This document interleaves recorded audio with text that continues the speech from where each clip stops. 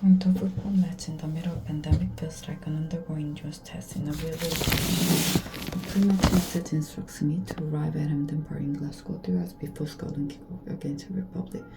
I must wear a mask at all times. I must take in all food from my micro bag into plastic bag provided by the stadium, and all the catering allowed will be shot. So no fancy burgers or cartons of black Pepsi to keep me going. When I immediately turn up to the stadium, there are results are predictably sparse. The pub outside the ground floor with supporter wrapped in Scotland flag looked like a tempting alternative. When I suggest to Stuart they might go get a drink ahead of the game, a look of concern crosses her kindly face. "Be careful which pub you're going to," she said. "That was here coming." What is she referring to? Could it be the Dunce book bag apple side that I'm clutching? I have given my spare ticket to rear Scott, my friend Alastair, who is from Edinburgh. So also now 100% at home in Glasgow. We decide to take your advice and skip the pub. Our turtles that I ever see, including a tiny tartan clutch bag, have posed for a photo with him, and they tells me I had it tailor-made, son. It fits me like a glove. It is not just COVID regulations that make this unique and peculiar tournament. Your 2020 as your first system calling has also become sucked into the culture wars. National football teams are symbol of the nation, but that is not a straightforward task at a time when national identity is so fiercely contested. The pressing issue for England it is race. For Scotland, the pressing issue is independent. For England, it is race. The English football team has decided to take the knee before matches as a protest against racism, but each time they do it, they are booed by a significant section of their own supporters. Even the government seems uncertain about how to respond.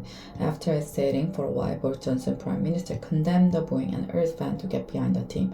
But two members of his cabinet, Keiko Lismore and Priti Patel, defended the protesters and not expressing racism, but condemned the marks of the Black Lives Matter movement. Patel, Buddhism secretary, accused the player of indulging in gesturing politics. Players from the England team, whose pre-game conference are normally confined, discussed tactics, injuries, and the atmosphere inside the game. Are now being added to rear home security.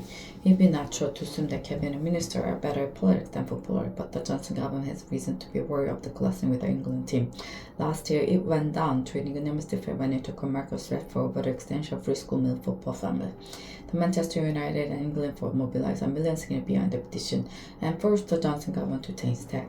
The 23-year-old Rashford preparation for 2020 included a Zoom call with Obama, while plenty of tourists are prepared to grumble about the work in Rashford in private. None are willing to take him in public. The culture wars of football are not just happening in Britain. When the multiracial Bazan team took the knee in Russia ahead of their opening game in the tournament, they were also booed by the crowd. The Russians were also protesting against Marxism. Viktor Orban, Prime Minister of Hungary, one of the host nations for 2020, had defended the protesters. I defended fan who visiting teams that take them, saying the Hungarians see the gesture as a provocation.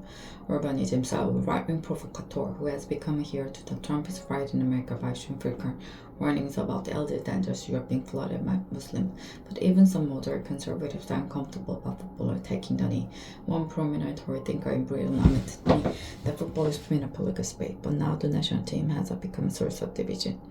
I can see what it means. This year's tournament inevitably brings back memories of Euro 96, when England also played their games at Wembley and the whole country did seem to get behind the team in an uncomplicated sort of way. Back then, packed the stadium all joined the scene of the Lions footballs coming up. Now the stadiums are largely empty, and some of the home crowds are actually bringing the players. But as somebody who has been to many England games over the years, I know that the idea the team was never mixed up with politics or race is an illusion. England games have always attracted a substantial number of Saudi hooligans, far-right supporters, whose trademark chant is "No surrender to the RA."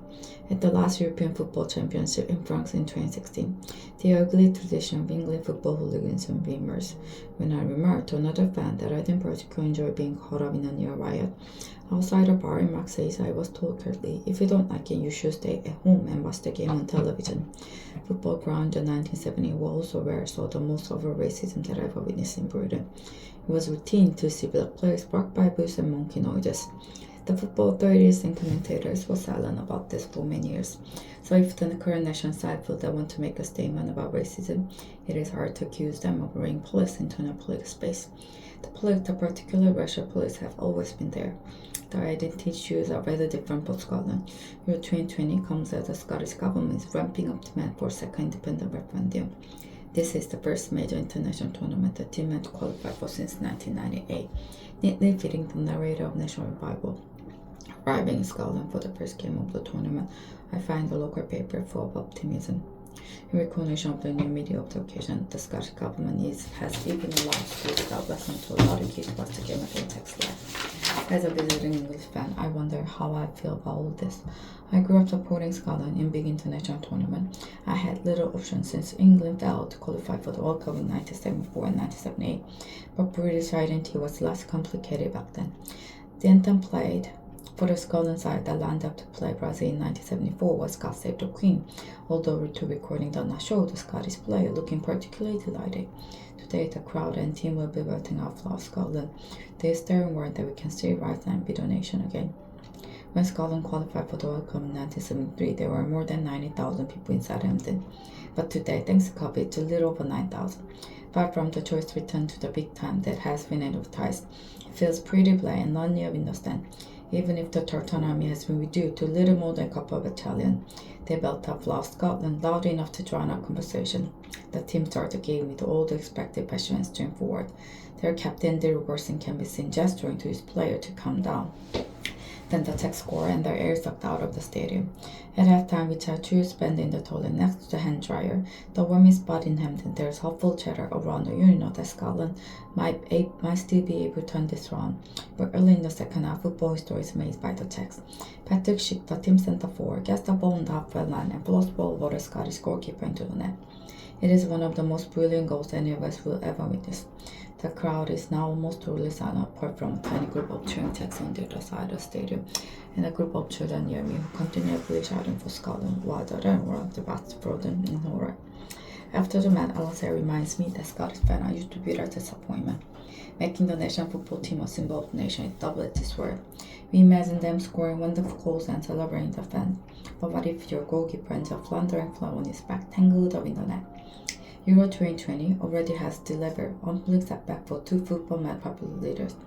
Orban gave permission for a capacity crowd to attend Hungary's opening game in Budapest against Portugal, only to see the national side lose 2-0. Recep Tayyip Erdogan, president of Turkey, traveled to Azerbaijan and sat in a place of honor next to Azeri prison, from where he was able to see Turkey go down to a 2-0 defeat against Wales. England fans also have disappointing their most ardent fans. The side often portrays as the embodiment of what we like to believe are national characteristics: courage, calmness under pressure. In fact, as a recent piece by Lee in The Guardian pointed out, England are uniquely bad at holding a lead in a tournament.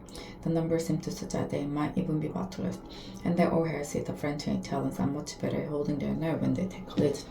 If Gareth Southgate, the England major, can somehow break this cycle and turn England into a winning outfit, he will inadvertently provide a huge boost to the Johnson government that is desperate for symbol of the success of Brexit Britain.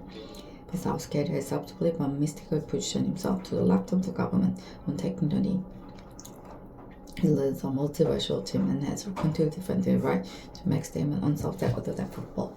It has become accepted wisdom that culture wars always work better for the right than the left.